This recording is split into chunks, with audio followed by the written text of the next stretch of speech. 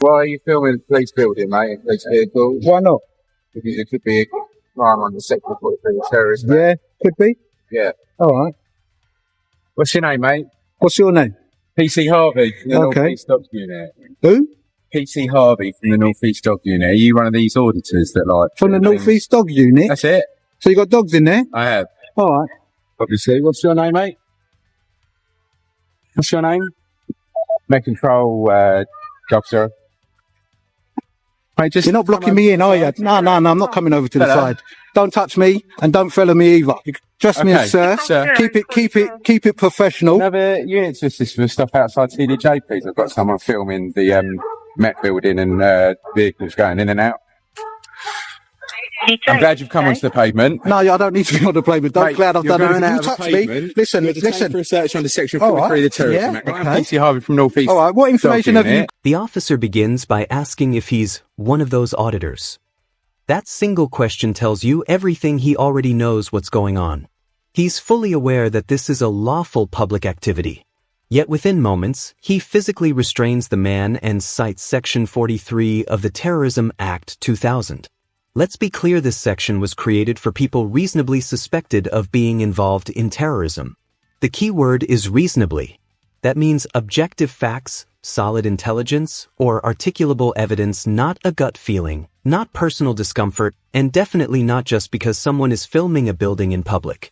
What we're seeing here isn't counterterrorism, it's misuse of power disguised as national security. You've got to use some common sense. Detain me under that. Use some common what sense. information have you got to detain me under that? If you holding me, you're holding my arm. You're holding my arm. Emergency. You're holding my arm. Vehicles could come You're out holding of my there arm. lights. Yeah, but they're not, are they? But they might. But they're not. And you're blocking that. They're not. So come on to the pavement. It's a...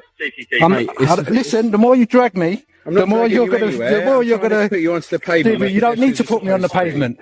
I don't want to go on the pavement. From your behaviour and your actions, these can be sites that are vulnerable to terrorist attacks. And what? And when people, what have you got? What information have you got to suspect me of that? Are you gonna? What information have you got to suspect me of that? Are you going to listen, or are you just going to keep? Well, I'm detained, aren't I? Huh? I'm detained, aren't I? You are, but you're asking. You're asking. But I don't have to listen to you, do I? You're asking me questions that you want the answers to. Go on then. What's the answer? Every time I speak to you, you're talking over me and not allowing me to talk. Go on then, talk. Okay. So it might be that you're one of these new age auditors that like to, film officers going into police buildings or not. Did you say that are allowed? Huh? What did you say? I said you might be one of these new auditors, they're called, that like to provoke a response out of the police to try and get something for clicks and likes and views on YouTube. It's like a new trend that people like to do. Also, you could have suspected terrorists, potentially, that could be doing what's called hostile reconnaissance. Now, the officer shifts his justification. He claims it could be hostile reconnaissance, the practice of gathering intelligence before an attack. That's a real issue in counterterrorism, sure. But here's the problem. Real hostile reconnaissance is covert.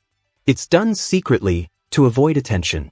What this man is doing standing openly on a public sidewalk, recording in broad daylight, is the complete opposite. No concealment, no suspicious behavior, no link to any threat. Yet the officer twists a legitimate concept into a weapon against lawful photography.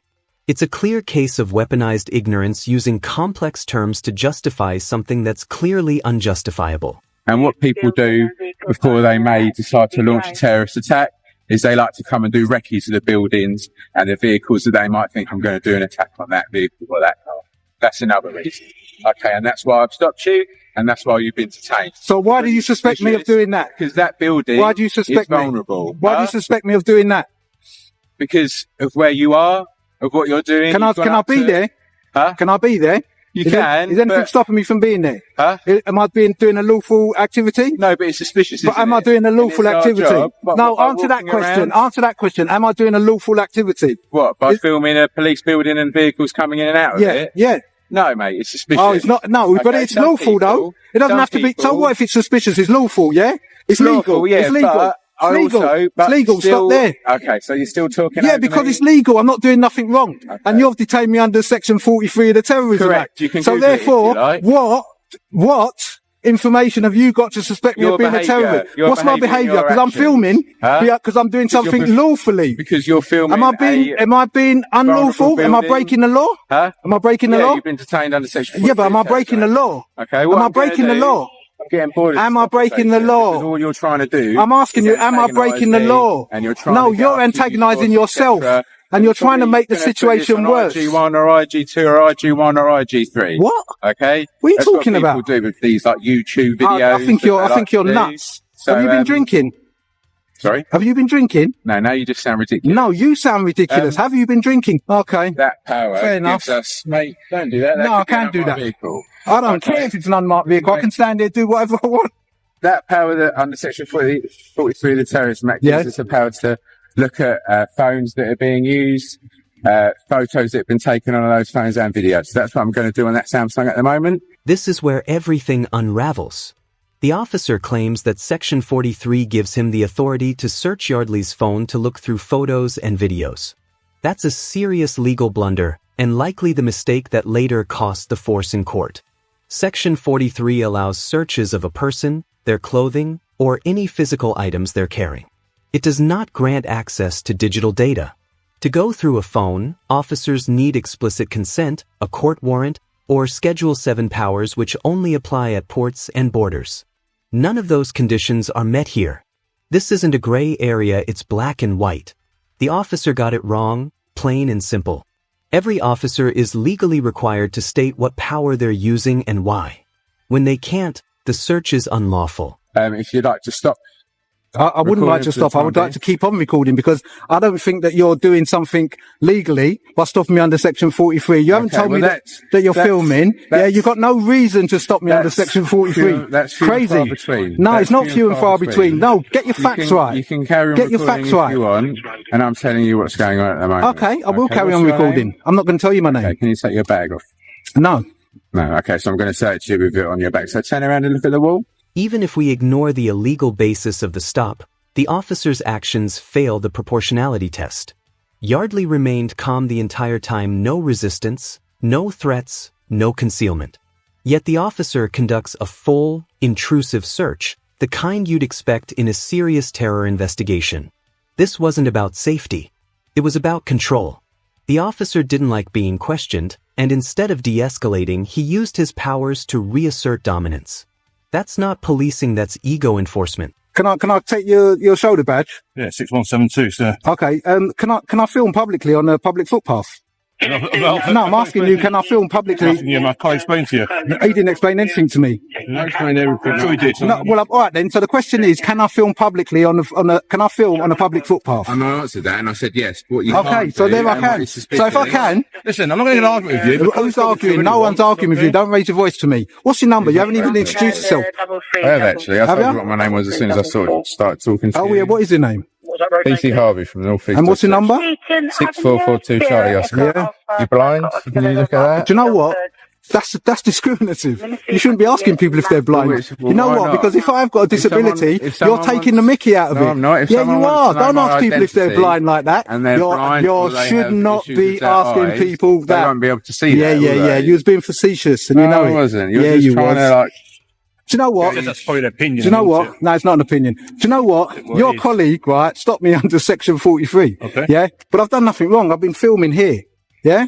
I can't film on behalf of my colleague. No, but I've been filming, but I've done nothing wrong. I can't speak on behalf of my colleague, come on. Yeah, but I'm filming. It's filming. It's filming. Yeah, but is filming wrong?